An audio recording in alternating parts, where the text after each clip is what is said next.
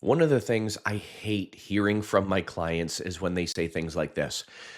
I've gone to therapy for such a long time and I still feel stuck. I still feel anxious. I feel like I haven't made any progress. I'm disappointed in myself. I'm disappointed in the work that I've done. I feel like I've wasted so much time, energy, and effort in therapy.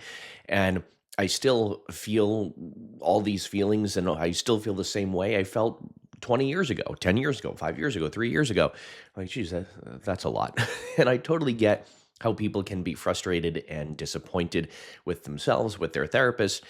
And the reason why this happens is because most people go to therapy or seek out support of a coach or a hypnotist or a therapist to help them get rid of something or to help them overcome something.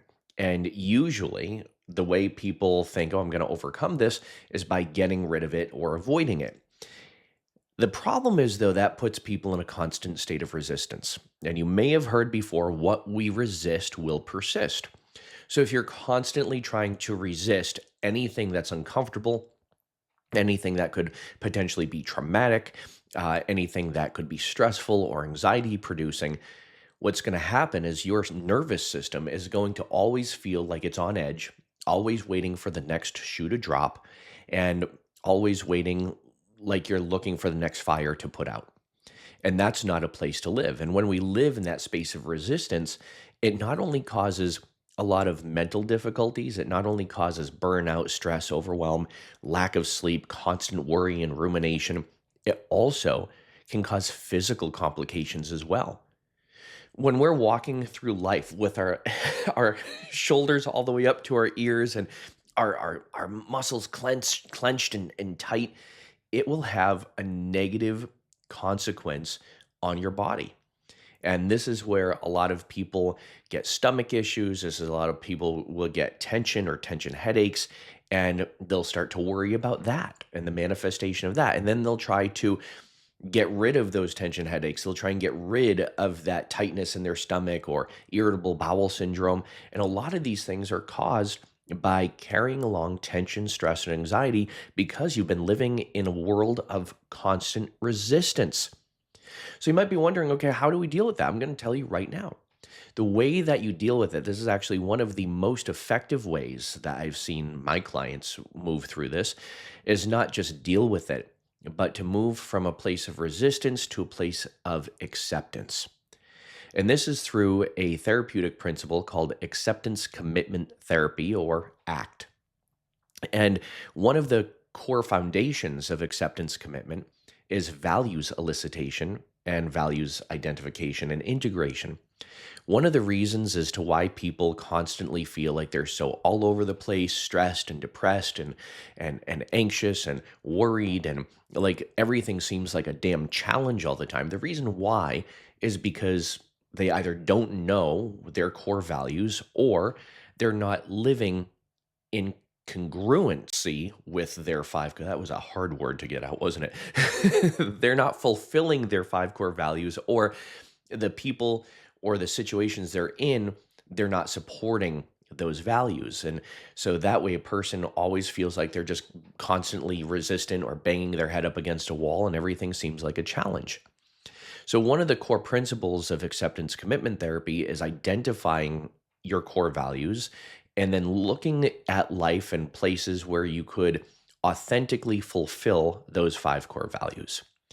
And think about it. You're not living in a space of resistance. You're living in a space now of fulfillment. How can I fulfill these core values? One of the other core foundations and principles of acceptance commitment therapy is something that we call cognitive diffusion, and it's doing work with our emotions. Again, many of us forget that our emotions are messengers. And the reason why we feel certain things is because our emotions are trying to get our attention. They're trying to signal us with something. And if we don't lean into that at times and we try and constantly resist or push away those emotions, they're going to keep coming back because your mind is going to plant a red flag in those emotions and wave that red flag to try and figure out why you're trying to avoid those all the time. And one of the other core foundational principles of acceptance is living in a space of presence through mindfulness. Now, this might sound a little woo woo, but it's actually fairly scientific. You see, what happens when we live in a state of presence, it doesn't mean that we accept what happened in the past or that we agree with it or that we want it to happen again. It doesn't mean that we enjoy when bad things happen. It doesn't mean that we look forward to bad things happening. It means that we understand the duality of life, that life is going to be made up of good moments and not so good moments and anything in between. And the less we resist that reality, because it is a reality, the more at peace we will be and the more present we will be. The more in that mental phase of, I get to be present, I get to live this life, the more of that mentality we acquire. Acceptance commitment therapy is also one of the strategies that can help you move out of the have to mentality where everything seems like a damn struggle or a challenge, an obligation, and it's filled with expectations. So it helps you move out of the have to mentality. It helps you move more into the choose to mentality where you're making choices by your own volition and your own control, and you start controlling what you do and how you feel. You start taking control over you, and when you do that from that empowered place, you move into the get to mentality where you're doing things because you feel like you get to and you want to.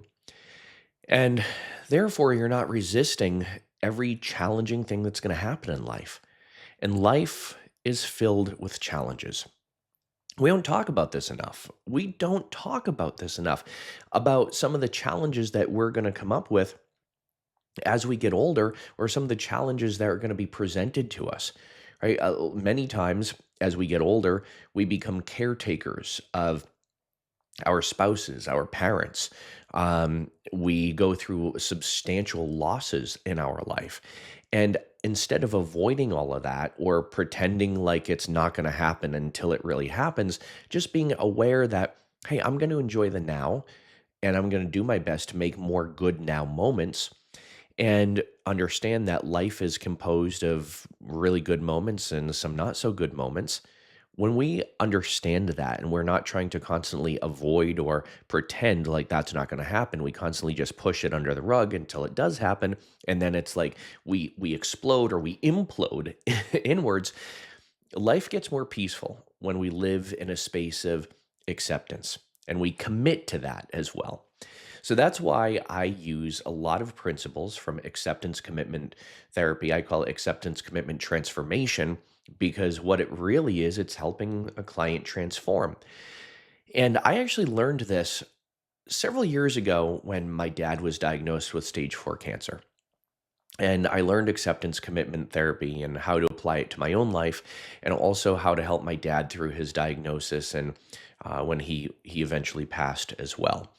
And there is something very empowering and also very peaceful in the understanding that there was going to be an end because everything is temporary. So if everything is temporary, why not spend more time in the here and the now? And that helped us feel more at peace. It helped us feel more connected. And then after his loss, when it came time to grieve and mourn his loss, I was able to do it in a way that was more peaceful instead of traumatic. And this is something that so many people resist. And again, when they're in that space of resistance, that feeling of discomfort is going to keep popping up for them because they're not listening to it, they're not leaning into it.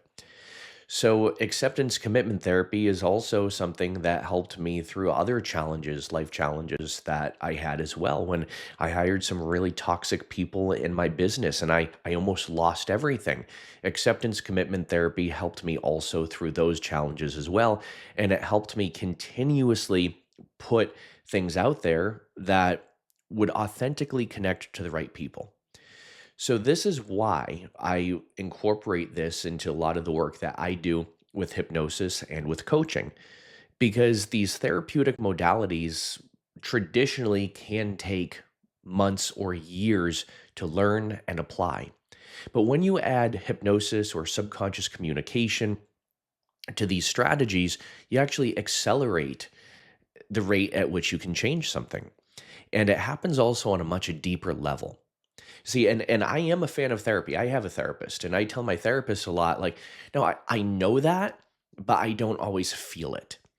And so, what this helps you do when you apply different hypnotic principles to more traditional therapeutic concepts, what happens, it helps you not just know the information logically and analytically, but it helps you also feel it. Acceptance, commitment, transformation is exactly that. When you do it right, it is a transformation.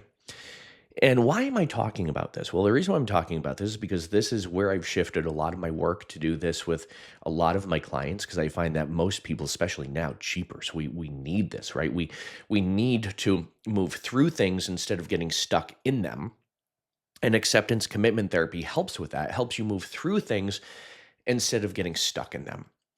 And especially now, we need help moving through things and not just the world challenges, but also our own personal or professional challenges as well. So instead of struggling, we can move through them. And the reason why I'm talking about this now also is not just because I've been doing this for a long time, but also because I have a workshop coming up all about this, where it's going to be a real deep dive. This is going to be a 6 hour immersive deep dive that's going to happen over 2 days. And I am inviting and collaborating with my very good friend, and I think one of the world's greatest therapists and trainers out there, Dr. Richard Nongard. He's a doctor of psychology and also a licensed marriage and family therapist. And I actually learned acceptance and commitment therapy from him. He is one of the main people that I learned this from because he told me about how he applied it to his life. And there was a time where I was going through a really difficult relationship struggle. And so he was a good friend of mine, and I flew to Las Vegas because that's where his practice was at the time. And I said, Richard, can I work with you and you help me through this challenge I'm going through? And I'm just like, I feel like I'm constantly banging my head up against the fucking wall. And he's like, yeah, sure. So I met him in Las Vegas, and we did a really powerful session. And the core principles of that session was acceptance commitment therapy. And it actually helped me realize that the relationship that I was in at the time was not congruent with my values. And it eventually helped me realize that I couldn't keep growing in that relationship. And I came to peace with the reality that I had to end that relationship in order to keep growing. So if you do feel like you're struggling through things, or if you feel stuck, or even if you're a therapist, a hypnotist, or a coach, and you feel like sometimes your clients get stuck, this is a real great strategy to apply to your clients and to your practice. Now, if you're currently doing this with your clients, I can guarantee you that we're going to teach you a very different spin on acceptance commitment therapy. Even if you're not a hypnotist, a therapist, or a coach, and you do feel stuck or you feel like you're struggling through something, again, this is a great strategy to learn and apply to yourself. So I'm going to put the link to sign up for this workshop, this 2 part workshop, in the description of this video, or if this video is on a page, there's going to be a button. So all you have to do is just sign up for that workshop. The link is in the description to this video, and I look forward to seeing you there. And I really, really enjoy the opportunity to be able to share these principles and concepts. And I'm so looking forward to teaching this with Dr. Richard Nongard as well. He is a delight. He's a love, and you're just going to love his sense of humor and also his strategies and how he's going to teach you how to apply this to your life and also the lives to your clients as well if you are a coach, hypnotist, or therapist. With that said, my friends, as always, be well, do good, be true to who you are, and happy healing.